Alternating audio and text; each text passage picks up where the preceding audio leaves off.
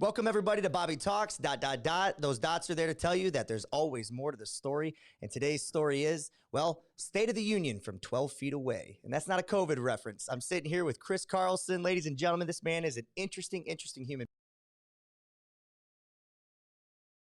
BBC News as a TV photojournalist, just somebody who has seen the last 5 or 6 presidents from 12 feet away. So he's somebody who's going to deliver an interesting perspective to us today.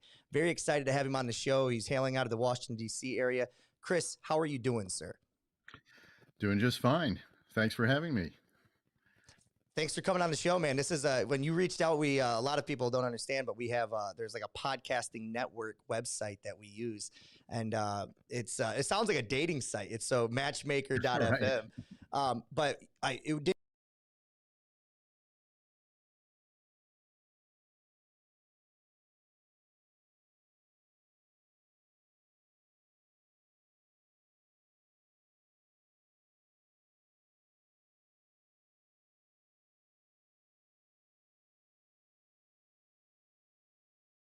Out at the beginning of 2019. I was done. What an interesting time. So you First got of out right January. before COVID. Bye. Yeah, I mean, sadly, I only had a year, free of the pandemic to enjoy, and now so we've been sort of dealing with it like everyone else since then.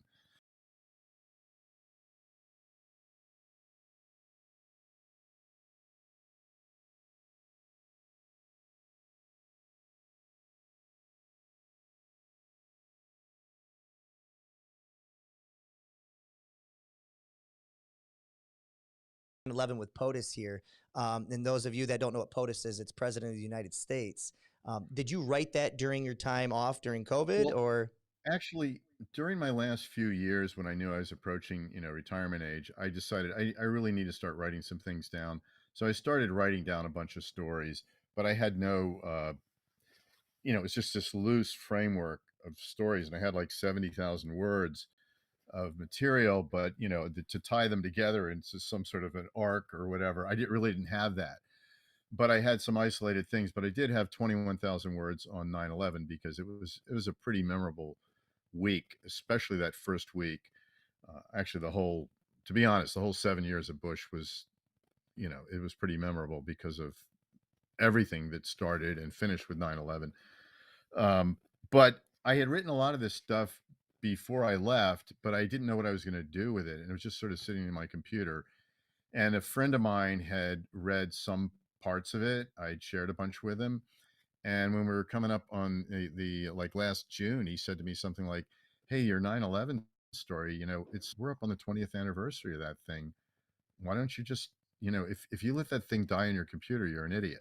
Yeah. So I thought, you got a point there. So I dusted it off, hired an editor to clean it up, find all the typos and all that stuff, and then I published an ebook. So that's pretty much it. I had no intention of doing that in the beginning, but I had collected all this material, and I was sort of doing it, for my kids.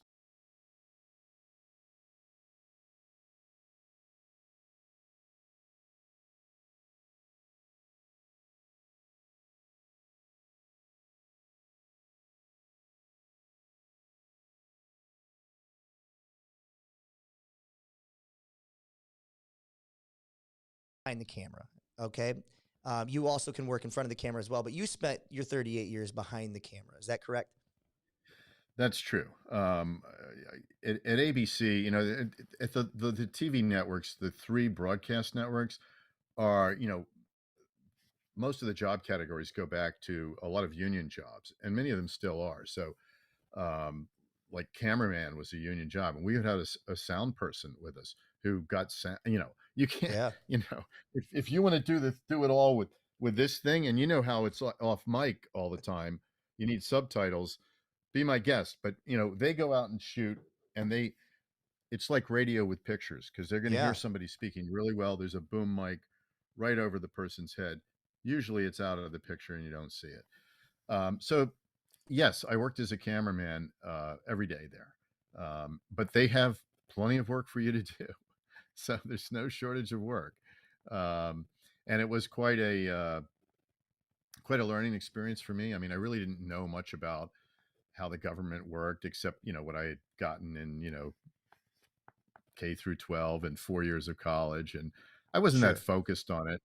I had spent actually 5 years at TV stations before I came to ABC, but I got to see sort of how it worked or didn't work. You hear this analogy all the time, like it's watching sausage being made, that sort of thing. That it's like it's bloody and there's a lot of screaming and Yeah. it's that sort of thing. So, and that's probably right. I thought of it a lot as a three-ring circus as well. Between the Capitol Hill and then the White House and the House and the Senate and all that. There's a I lot of think a lot of theatrics in there. people, I think a lot of people categorize it as that, a three ring circus, and they're on the outside. What's interesting Right. about you is that you're kind of the fly on the wall, right? You're just sitting Indeed. behind the camera, but you're in the room. And what your book's about is that you were in the room. If I'm, and correct me if I'm wrong, but when George Bush got the news at Brooke Elementary School, you were in that room. Is that correct? Well, actually, you actually got to go through the whole book. I was in it for a while, Okay. and then they pulled us out of the room because they thought they wanted to put somebody on the air live, and we were set up. We had to set up for that outside of the school in back of it, Okay. and they had a pool camera in the room. So when they had us, we were just what they call a unilateral camera in the room. They were just going to get a secondary shot of it. They didn't have to have that. And when they thought we're putting somebody on the air, they said, come outside. So we went outside to put someone on the air, but it was impossible because all the phone lines were completely jammed on the East Coast because everybody was on the phone. Um, Now, I tell that portion of the story through other colleagues of mine who were in the room and could describe when how Bush behaved when his chief of staff came up and whispered in his ear that a second plane had hit the other tower. So he was, he's a very polite man. He did not just sever the event. It was a reading event with a bunch of kids and a teacher. Teacher would read a line, the kids would read a line. It was sort of a recital going back.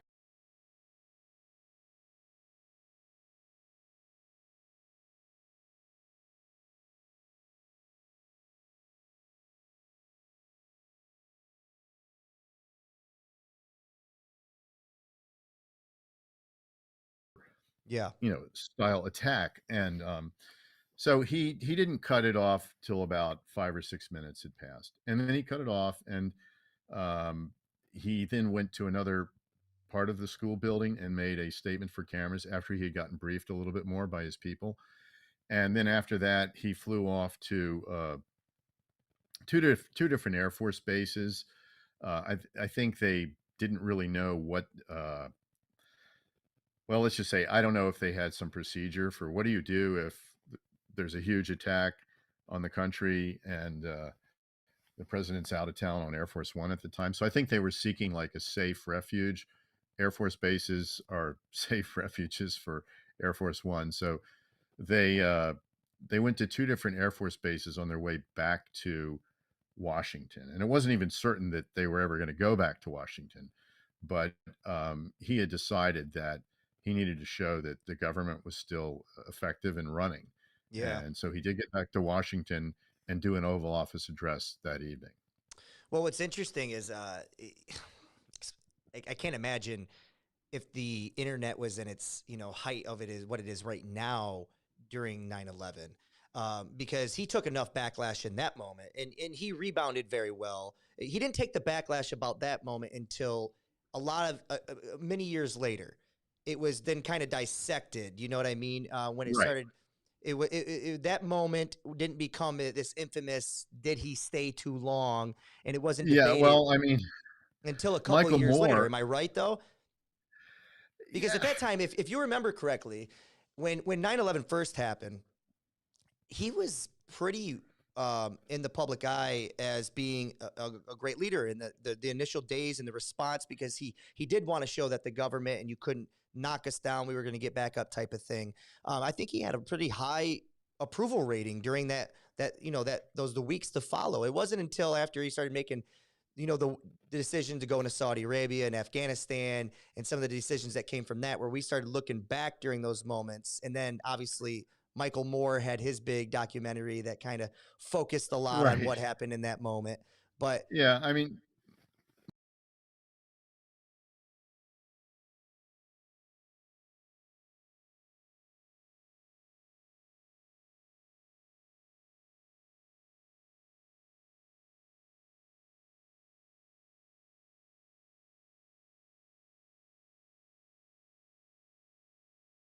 this whole thing was unfolding on television cameras live.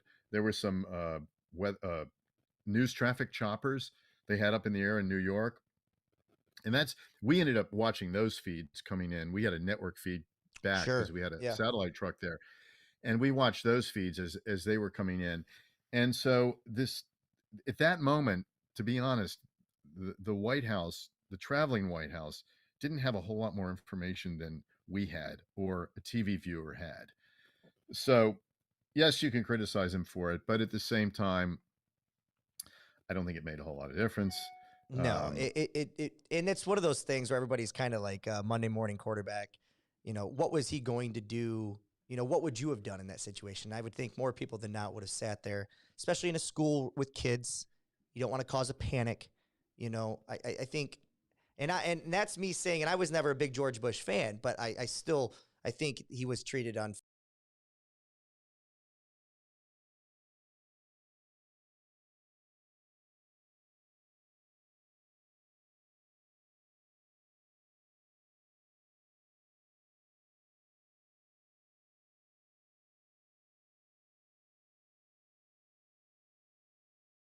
Shit, weapons of mass destruction. We never found them. Never found him. Yep. Two wars that were all done on borrowed money and got passed on to other presidents. Um, Yeah, I mean, he definitely you can has. make bigger arguments out of those. Okay. Totally agree. Totally agree. So going back to your book though, um, you decided to include other colleagues into this to bring kind of help a more well-rounded story. What made you go that route? Was it just lack of Well, stories on your own, or was it just make for a more interesting, kind of get everybody's perspective? well, when you work in the White House for one of the broadcast networks, there's something they call the White House pool, the travel pool, and a lot of things that where the president is being covered, many of them are just restricted to the pool because there's just not enough space to have 100 press people in a room or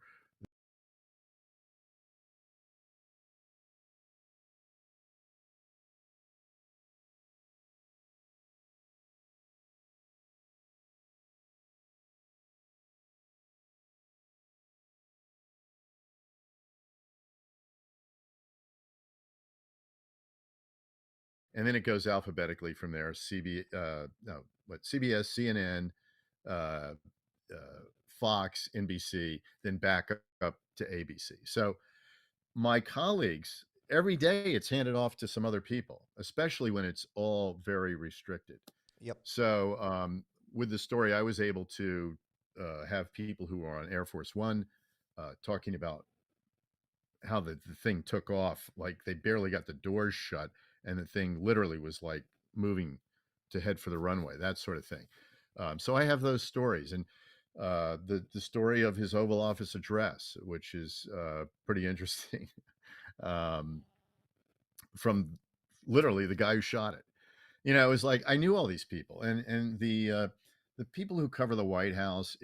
It's sort of an expanding group of people, but back then it was probably a couple of hundred people, and you would, if you were in that group, you'd work with these people on and off over years, and you knew all of them. So to go back and ask somebody to explain exactly what they were doing at a particular event on a particular day, I had access to these folks, so Yeah. it seemed like an easy thing to do. Yeah. So I did it. Yeah. Now, I can't wait to dive in just, myself. I mean, like, but then I follow the week through through Saturday, which I was pool again. And Saturday he was at Camp David, and they all of a sudden they said travel pool. That come on, get in the van, and they don't keep you right where he is at Camp David. They keep you maybe a In half a mile, quarter mile away Sure. or something. We all pile in the van. Come on, we're going to go do something. And we go up, and they take us into one of these cottages. There's uh, sort of a little campus of teeny cottages there, and he had a cabinet meeting going on there, and he did a photo op, and we go in there, and I was the only TV camera in the photo op. Sometimes there are more, but this was literally just one pool camera. Sometimes we would have in the Oval Office, we'd normally have two pool cameras, a head on and then a cutaway coming, getting another angle, wide shots, and that sort of thing. So I was the only camera in there, and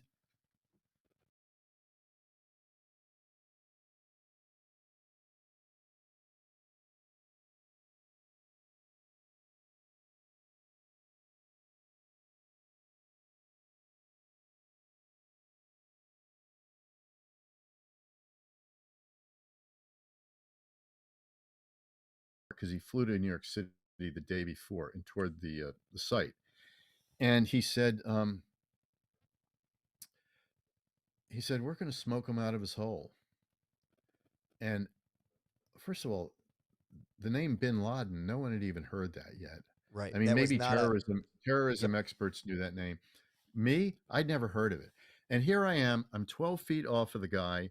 I'm dead on. He's looking at the people at the table he's talking to, glancing around at us, and he says, "We're going to smoke him out of his hole."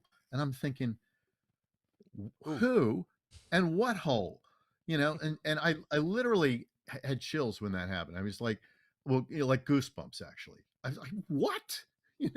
I'd never heard that before. So but we weren't live or anything. If you had your phone in there, you could have been live. So uh, but we didn't have iPhones back then.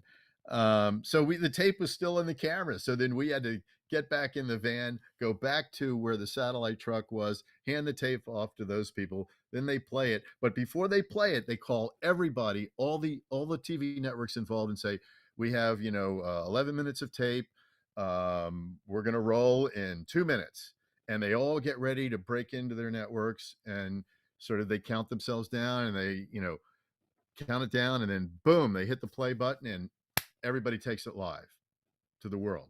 Yeah. So it was funny. You get to see it, you get to hear it, you get the goosebumps, and then it's basically sorry for a second. My phone is interrupting No, me. no, you're It okay. came through the headsets. And it's stuck in the camera. Okay. You've done all this. You've heard all this, And you and can't it's go stuck back in to the it. camera. Yeah. And so you hand it off, and then the next people get it out to the world. Yeah. So S- when they're playing the thing, it's like I got my feet up somewhere because I already heard it. I was there. I don't need to hear it twice. But I will tell you, in the next month, I heard him say that same line like 4 more times. Right. Well, Each because it time, worked. It played so yeah, well. You know what I mean? yeah, and slowly you were starting to learn about Bin Bin Laden. Laden. Yeah. But what's interesting in that moment, though, is before Bin Laden was even like you said, wasn't a household name yet. It gives you goosebumps because you're finally, because there were so many just things that we didn't know at that time. And when you hear that, you're like, oh, they've got a face behind this person now. They know who this is. So now you have a face of the bad guy. And that makes you feel a certain way. And in your case, you got to be in the room as he said it for the first time, capturing it. And Yeah, I mean, what a moment. It gives me goosebumps just sitting there thinking about the power of that moment. it was spooky. I mean, Yeah. I didn't know what he was talking.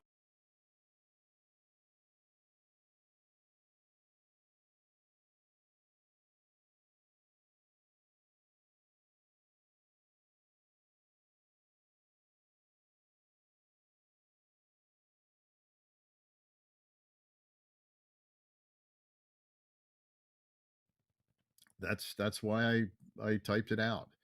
Um, but I'll tell you, there was more to the story than that. It was also that back then, when there was a White House trip, about 60 journalists would travel with the president. there would be like 13 or 14 travel pool people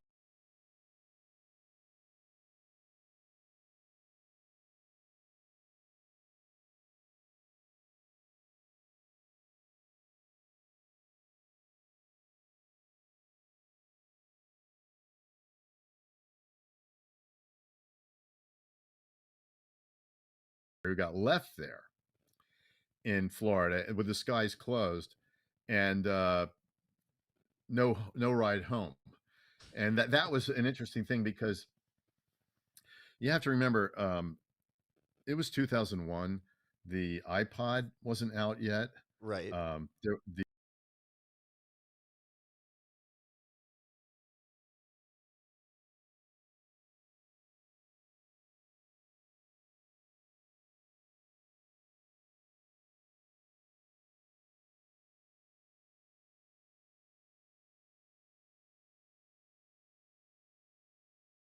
all this instant communication like we have today. Web Right. 2.0 wasn't there. Right. So for the other 60 people to get back to Washington was going to be difficult. They really wanted to fly back because the reporters didn't want to be out of pocket for more than 2 or 3 hours on a plane ride. That was acceptable. But to be out of pocket, to drive back, for 20 hours or something, that was unthinkable. Yeah. But that's what ended up happening. They Well, had to drive in a bus. They had to ride a bus back, what's which crazy didn't about go this well. though, what's crazy about this is that that's just 5 days of a 38-year career that you Right, had. You know what I mean? And right. the way you make it sound, and is that there was almost there definitely was a relationship between the journalist, yourselves, and the president, um, and it was a working relationship. Yes. Why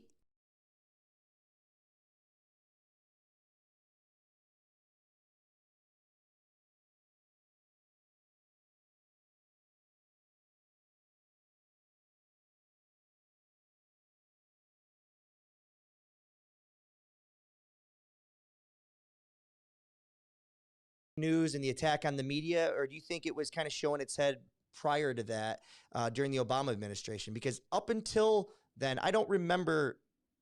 It still felt like there was this cordial working relationship, even in the later years of Bush. Even if you Well, didn't agree with his politics, it still felt like there was a working relationship between the president and the media. Now, today, it doesn't. What's your thoughts on that? it's interesting you would ask about that because literally on that morning, Bush he would jog a lot when he'd go out of town, and a lot of Clinton did that as well. He would go for a jog locally or that sort of thing. Bush was a pretty uh, uh, regular exerciser, and he would have like he'd invite journalists to jog with him. So if they could get out there at 6 in the morning, Yeah. in their jogging outfit or whatever. And he had one of the writers was jogging with him, and he had a nickname. He says, "Come on, Stretch, let's go," And he was a long, lanky guy, and he was uh, I don't know why he called him Stretch, but he had funny nicknames for people.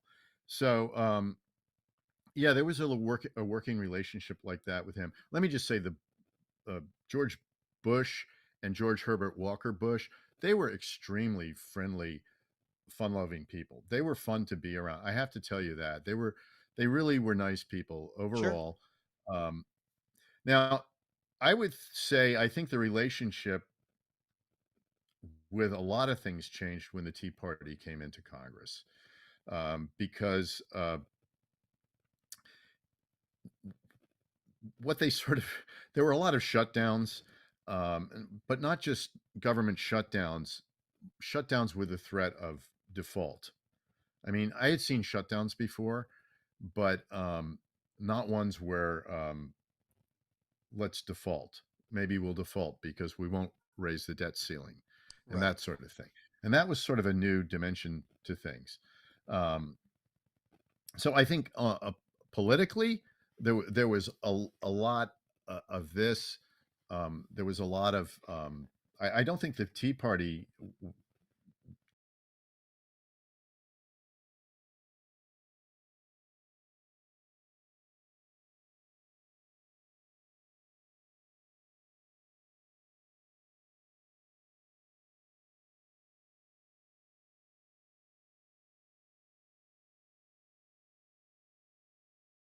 package through because he had a supermajority at the time. Right. That's the thing people need to understand. You don't get big chunks of legislation flying through without a supermajority. I mean, Trump got his tax package through in Hmm. 2017. He had a supermajority. I mean, boom, it goes through.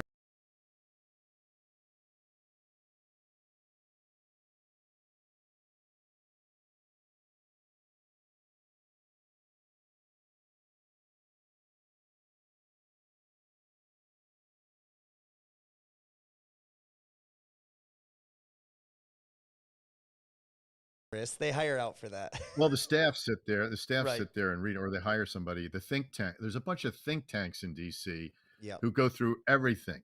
I mean, I wouldn't want that job. they create policy positions for a lot of politicians.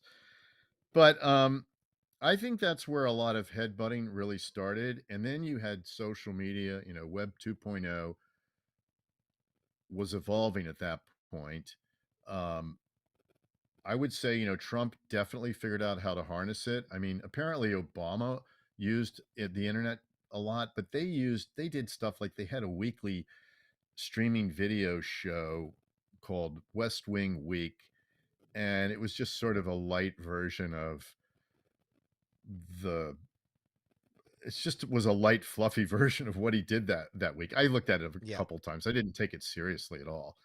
Um, Well, what Trump did though is he was able to, like you said, harness it, and I hate to use this term, but like weaponize it and well, create such a following behind it to kind of prey on the people's emotions and to get a motivation or a behavior change out of them because of that. I mean, I think he used it to max capacity compared to any of the even way more tenfold than what Obama ever did.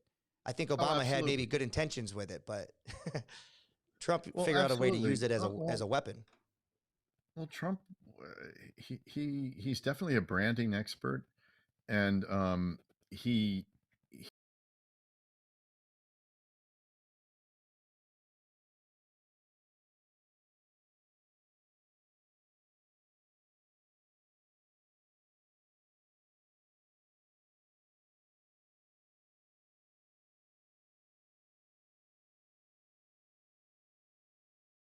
say the nasty things and would only do it sort of in one-on-one interviews with the press. Wouldn't do it in a full briefing, but would give one-on-one interviews with people, or give them sort of off the record briefings or background briefings, that sort of Sure. thing. So they find surrogates to do it, and then the other surrogates that are normally used every day would be, whatever party you are, whoever your leaders are in Congress and the Senate are also going to pretty much do the bidding of the president if they're all in the same party. So usually the rhetoric on the Hill is pretty much the surrogate rhetoric comes from whoever the president's leaders on the Hill are. The difference with Trump was he didn't use surrogates; he did it himself. And I mean, I think everybody before him liked to use surrogates.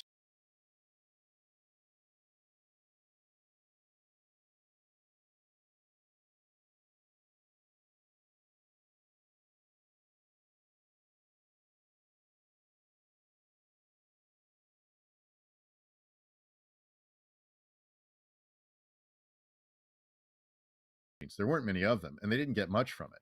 But what they got was that when the tweets were either happening like at midday, all of a sudden their tweets come out, or in the middle of the night, they would just leap out of their chairs. I remember I'd be leaving, ready to leave work. And they'd be going, "Hey, oh no, you can't go. He just tweeted." I'm like, "Come on," you know. So I mean, he really got the tiger by the tail. But look, he didn't get 2 terms out of it, so uh, Well, not yet, he played anyways, the bad right? cop too much. He didn't get he Well, didn't get yeah, two maybe. he didn't get two consecutive terms, but who knows where this thing is going? Because right now Yeah, it's but I'll say one thing about that. I think that it was obvious that we had 2 Bushes, George Bush 41 and then 43, and then Jeb mhm, Bush was running in yeah, in 2016, he was in the primaries. And I think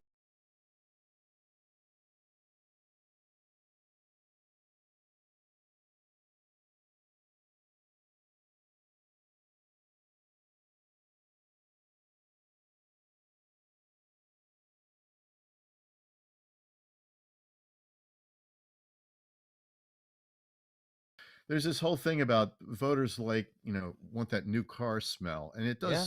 it's really nice to get in a And new car and like, wow. and Trump was he had a, like you said, he had a very uh, uh, uh, invasive approach, and it was different. You know Yeah, what? well,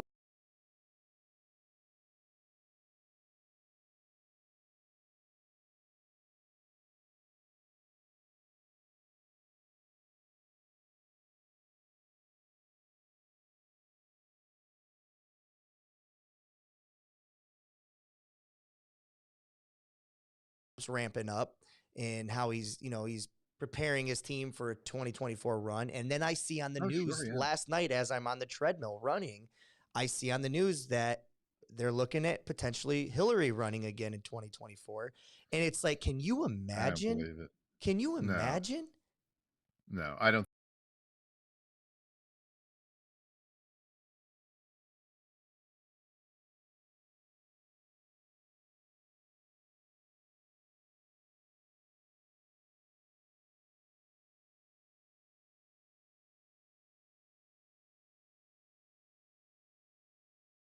of them qualify for the new car smell.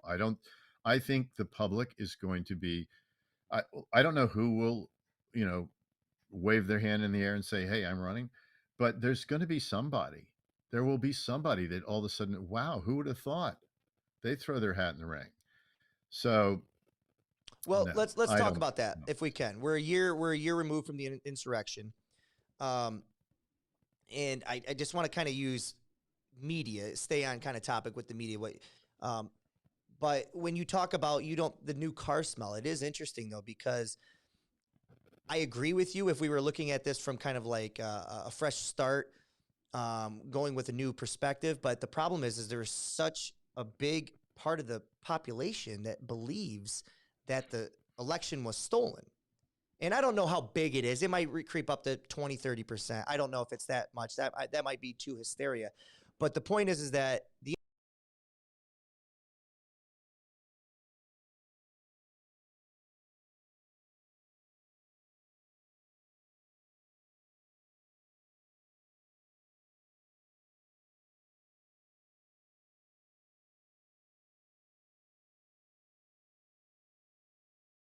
I think that's more likely to affect the midterm elections than the presidential election. I mean, that's still like you're talking a few years off. right. That's still a long time. Um, I wouldn't be surprised if the midterm election is affected by all this. But look, this pandemic thing is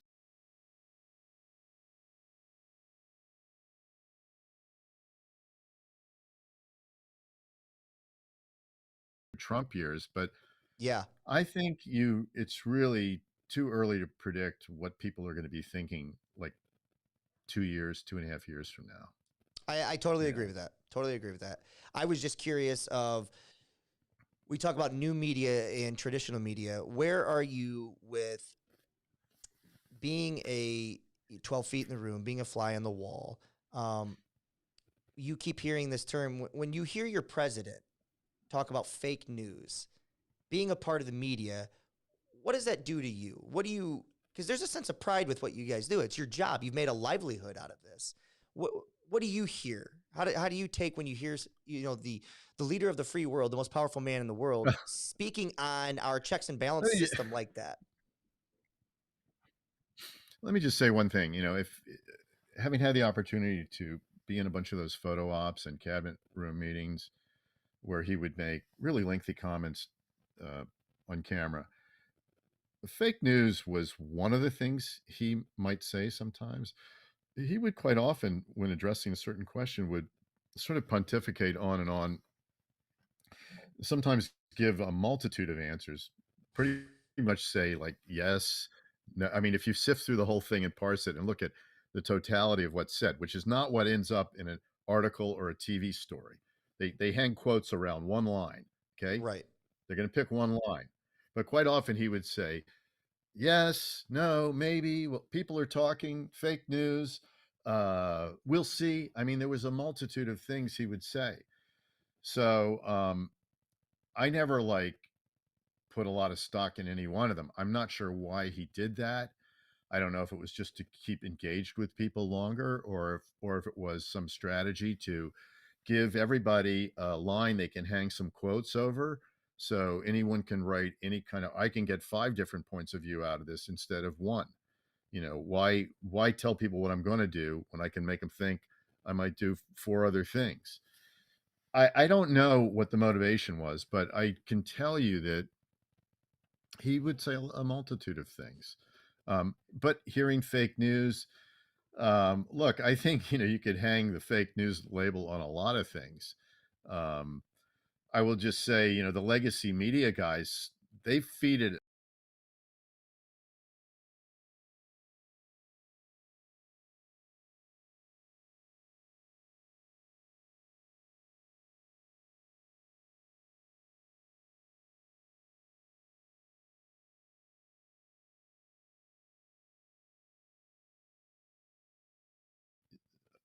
You could certainly call some of it, fake news if you wanted to stretch things a bit. But the 24-hour news cycle, that sort of thing, just going on forever, it's relentless, and I would say unnecessary in Yeah. a lot of times. Um, I'll just say this about the press. You know what? They look, they're out there. They have tough skins. They take the criticism. I'm sure people are hurt by some of the things that are said, but people don't always say nice things. That's all I can tell you. You know, Especially if you you're got to working have in a the thick press, you got skin. to be used to that. Yeah. Yeah, well, I will say, like, 30 years ago, people were a lot more, a lot nicer to you than they are today. Well, There's just so much media, you had there's just mentioned so much. something that I'd like to piggyback off of. You said the 24-hour news cycle, and when you started your career as a photojournalist, you that would have been prior to the 24-hour news cycle, right? When did you what year was it when Right. you Well, I started started with in ABC? 76. So but the 24-hour cycle didn't really start with CNN until around Late 80s. 80. I think around 1980 CNN started up. Okay, and So, so that was a little because earlier when than I I thought. showed up Okay. to DC, I showed up to DC in 81, and they had just gotten going. And it was a bunch of people working for them that were wearing like beat up tennis shoes and t-shirts. And well,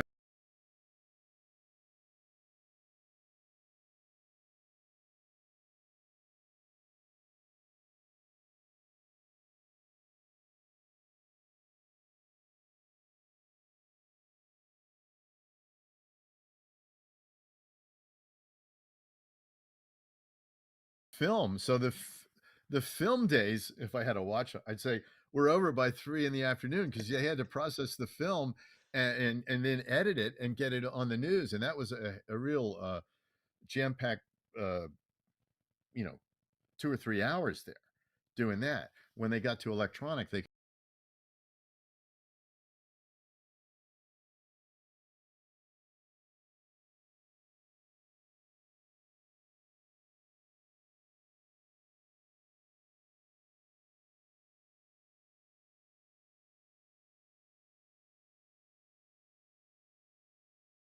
you're going to do a live shot, and now I won't be home till 8 o'clock or something like that.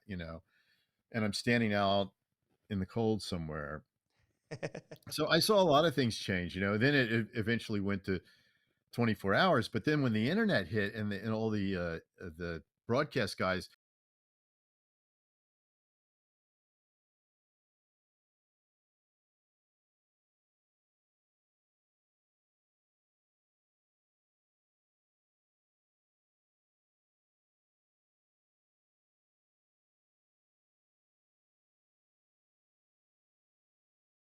night kind of thing, you might have to stay with it because they would update the actual news feed for the West Coast.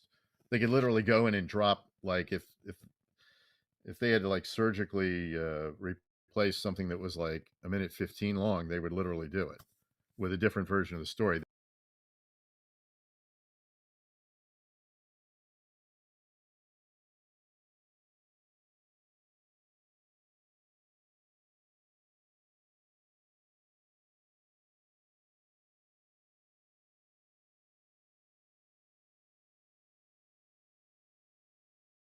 Doing new media. They've all got apps, they've got podcasts, they have forums where you can comment on the story.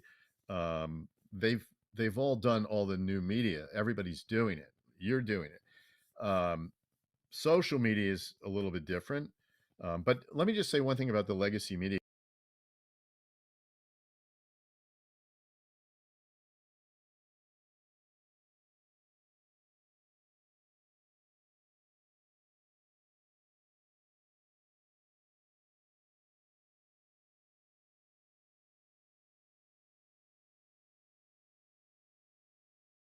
Boots on the ground every day, pen and pad. I mean, you read a story on the internet, it came out of the AP or Reuters, NBC, ABC, CBS, CNN, Fox, whatever.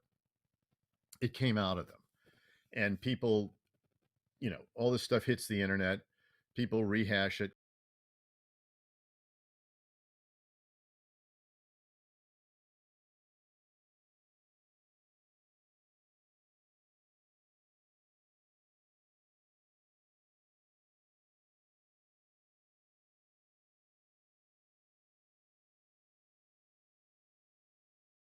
on the ground. Like you had to be there. It's like you can't it, if you don't play the lottery, you can't win. I mean, there's no faking it. You're either there or you're not.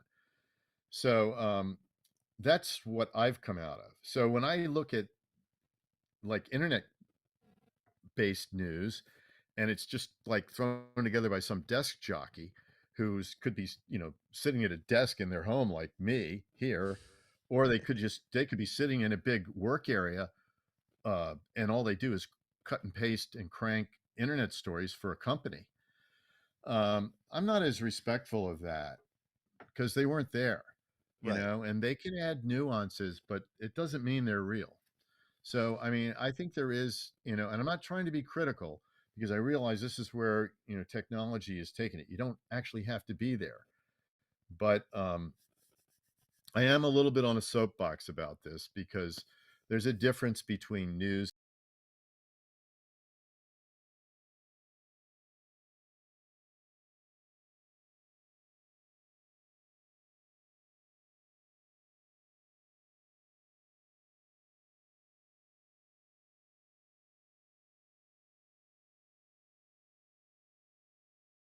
Done research on this, and it happens at 6 times of a faster pace.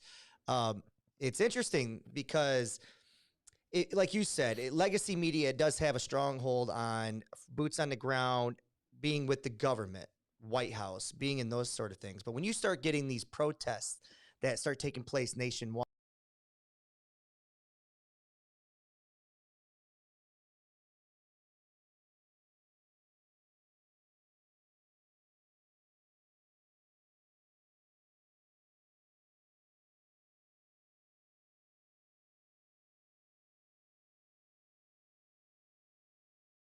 who kind of, you know, took it to the next level. And when I think of that, I think of Fox News.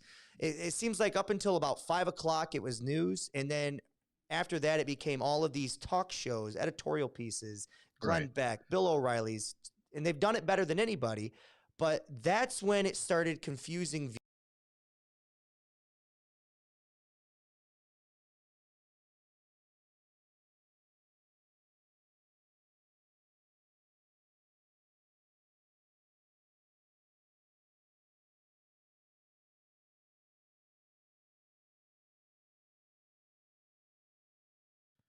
The cable entities, Fox News is a cable entity. Okay, Okay. They didn't have any regulation on content. The broadcasters, now I just want to preface this by saying please a do. lot of the broadcasting rules have been deregulated, but they have been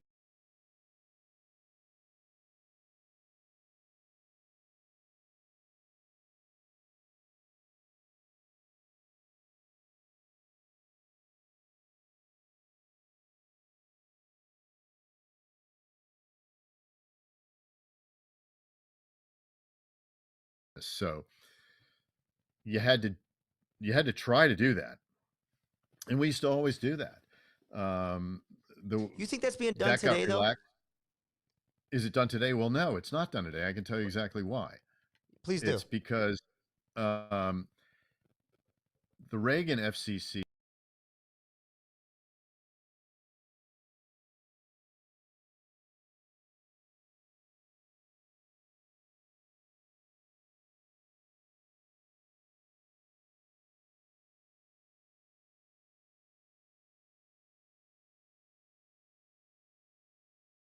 the broadcast networks, I think they pretty well followed that rule because it was still on the books. And I don't think they ever knew when they were going to get a new FCC from some other president that was going to say, "You haven't followed these rules."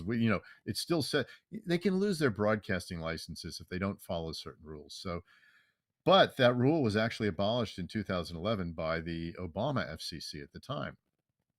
I don't really know why they did. I can imagine that there was a lot of thinking that the internet had democratized speech in a way that made it sort of not necessary to have it regulated like that. But I can tell you, after that happened, the two points of view went away. The most stories you see now on television are sort of a single narrative. That doesn't mean they don't give some credence to the other side, but they're not obliged to.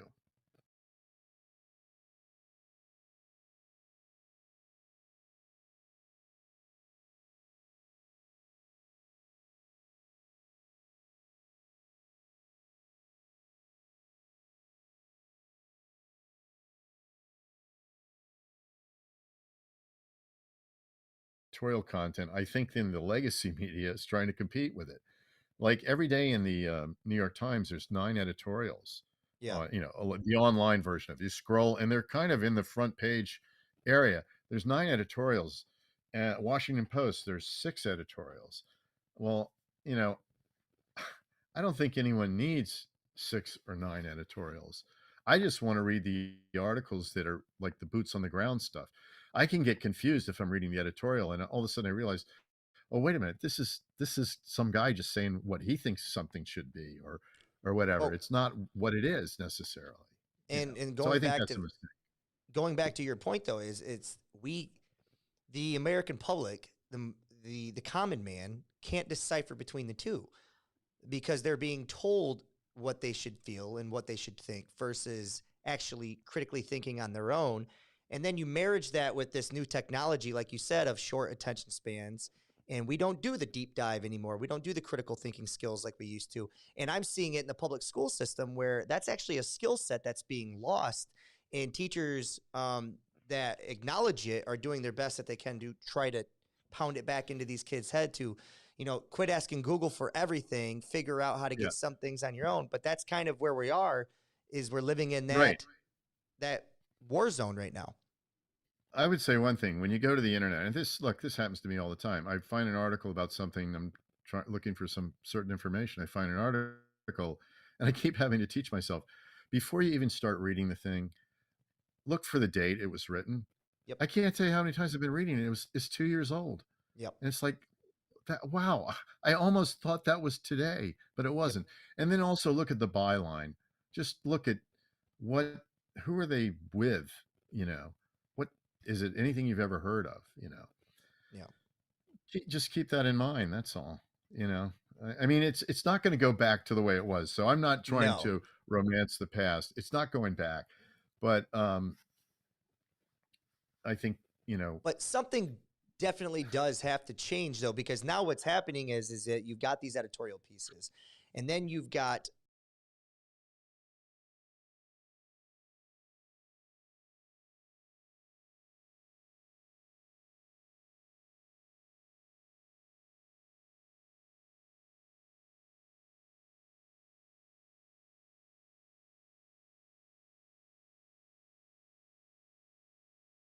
it's hysteria to say something like that is in danger, is in jeopardy. But when you see something like that take place on one no. of your government buildings, it does kind of make it step back a bit. it's so the history of this is so conflicted already. I don't know if you remember the Arab Spring.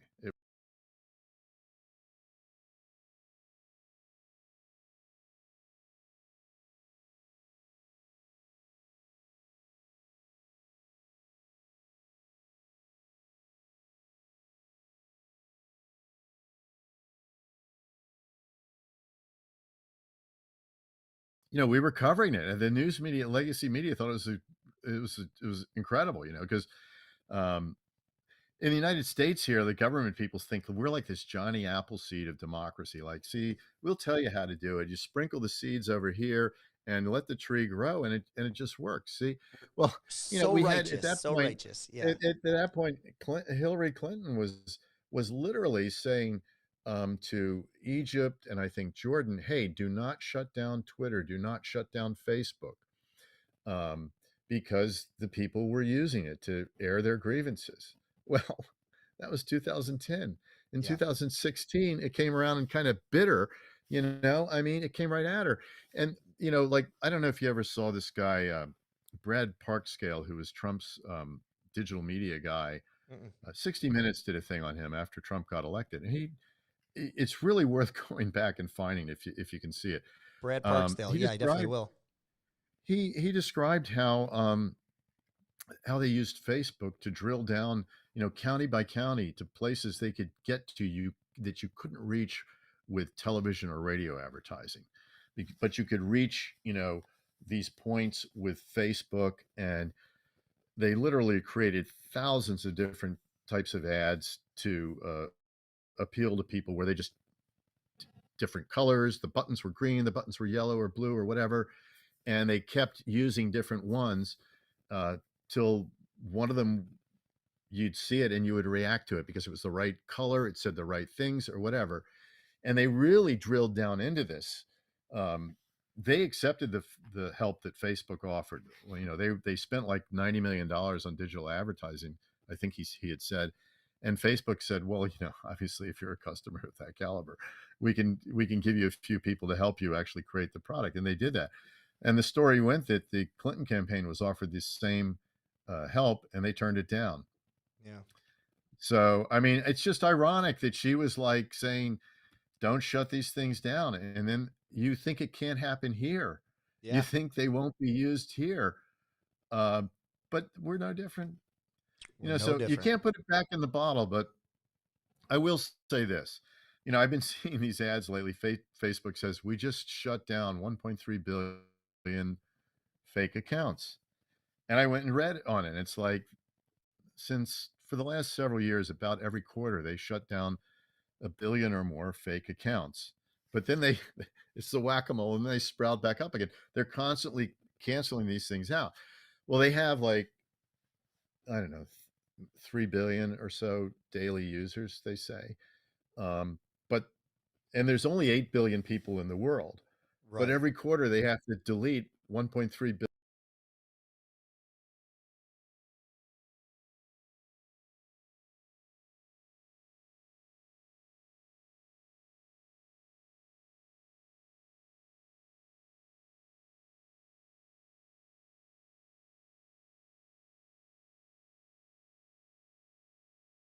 News anymore. They're not watching. I mean, even cable news is taking a hit.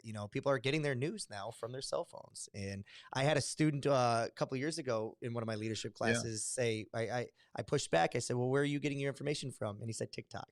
And I had to educate just an entire generation of kids for a whole year on just media bias, where to get your information versus affirmation. It's a whole thing. It's a skill set now that we have to teach kids. Well, the difference with the platforms, as they call them, all the internet things they call them platforms, is that they build something that's empty and then you come and fill it. Yeah. Whereas the broadcasters, the newspaper guys, they have a platform, if you will, and they fill it. Right. And they attempt to do it with some sort of vetting, some sort of editorial process. I mean, it's always debatable.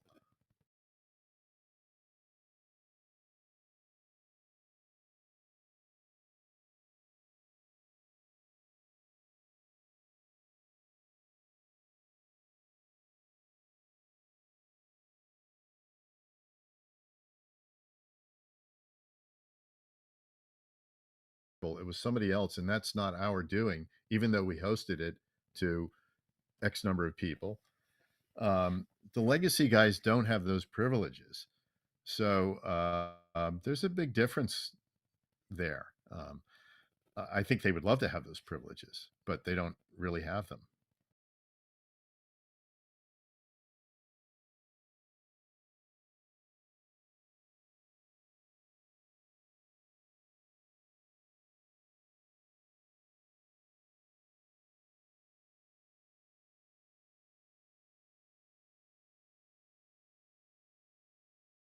Instead of adapting to a different model.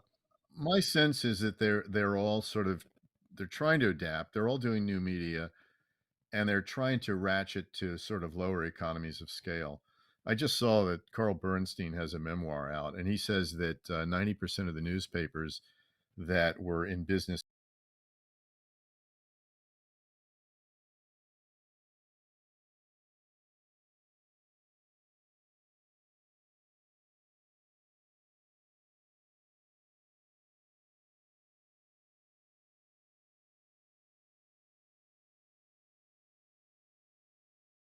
it's pretty much the case.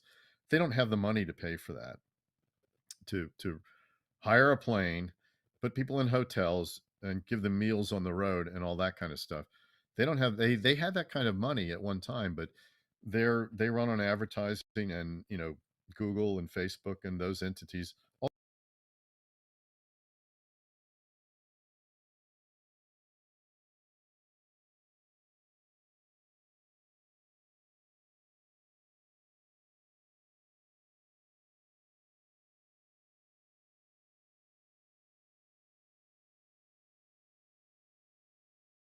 Is what it is. And you're right. I don't know if it's better either. I debate that all the time with my students. I actually say to them, I say it's funny because I know a world before smartphones, and I would go back to it. Why? And I have them answer that question because I absolutely would. We've gained a lot of things, but we've lost more, I think. So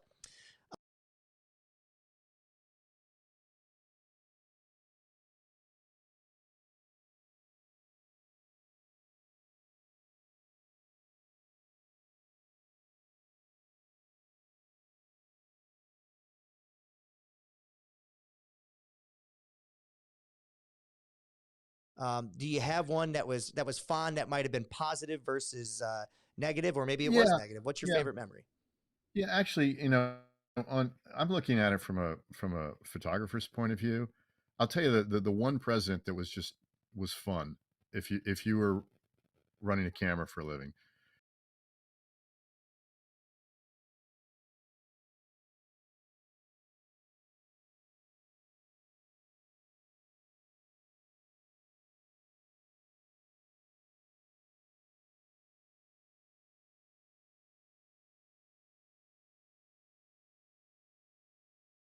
and they had this big house right on a rocky point in Maine, and he had this cigarette boat, a small one, and he liked to fish, but when he wasn't fishing, he had the throttle like wide open, and the thing's like hopping across.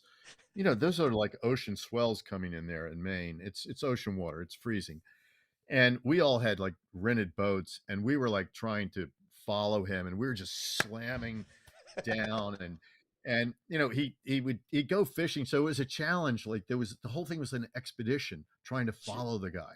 So none of the rest took us on these expeditions like this.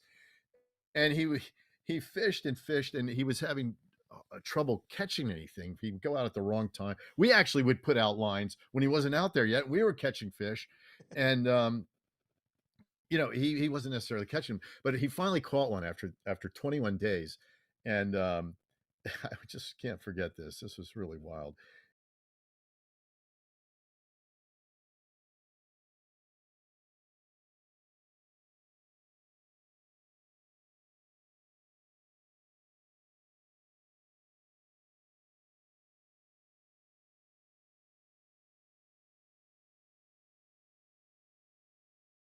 Like this, and then he slits its guts open, and he's like, I have you ever cleaned a fish? Yeah, yeah, yeah, yeah. He's pulling the guts out. He's pulling the guts out, and he goes, this is back to nature. The gulls will get this, and he slings it out.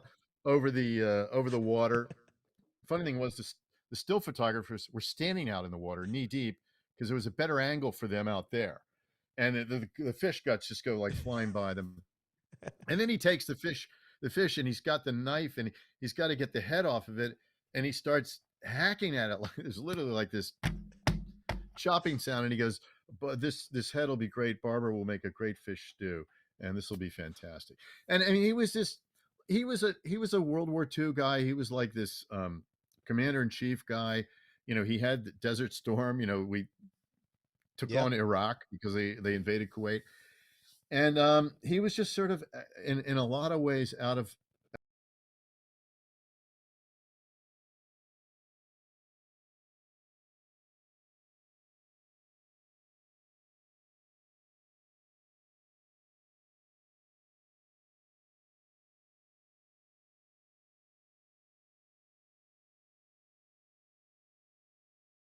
a high point, I would just say. But let me Well, just say one last footnote. yeah, go None of ahead. these guys, I didn't know anything like how they're going to go down in history. I just, you could look at them each day. You know, you'd see like whether they were having. You could tell if they were having a good day or a bad day. If Right. something really bad was happening, they were definitely irritable or that sort of thing. But you really never knew how they were going to go down in history. That's for people to figure out. You know, like 5, 10 years out, 20 years out, kind of thing. Let me ask, if you don't mind, I'd like to ask you one last question on that then. Sure. Does you knowing them on a little more of a personal scale, does that change your perspective on their legacy to you? You know, it's funny. Like I would get this question from people sometimes. Like they'd say, like, "Well, which one did you like the most?"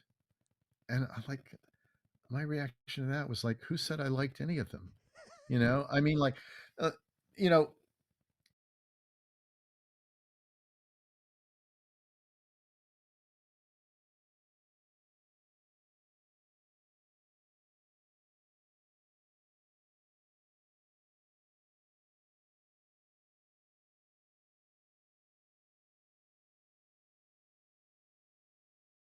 who they were really working policy for, who they were, what businesses they were really trying to help the most, that sort of thing. That was for the reporters or the historians to figure out. Um, Even if you didn't think you liked the person or you didn't vote for them, they all had charisma. You don't charismatic. They Right. all have a very charming side that you get to see. But my final note is none of them have a clue what's coming with the job because no one does.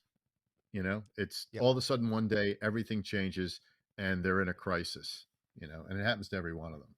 Well, in my humble opinion, I just think it's too big of a job for one person. But Chris, man, I absolutely enjoyed this hour. It flew by, in my opinion. I feel like we just scratched the surface on the things that you got to see and witness, but we got to cover a lot of the things that I wanted to cover. And I think your perspective is something that is going to kind of, give our audience or give my audience a greater perspective on a lot of these things because we never get to hear the media side of it. We get to hear all the opinions and editorials of all the or kind of average Joes or common man, and then you never get to see the people behind the camera and the ones that are working with boots on the ground. So it was a pleasure for me to have you on for an hour, and I hope you enjoyed yourself. Do you have any final Thanks very words? much. Yeah, thanks for having me. Hey, when I was still working, I really couldn't speak out about anything. Now I don't, I'm sorry, I don't work for anybody. So, and I can sort of let out, some of the fun parts of it. Oh, the book,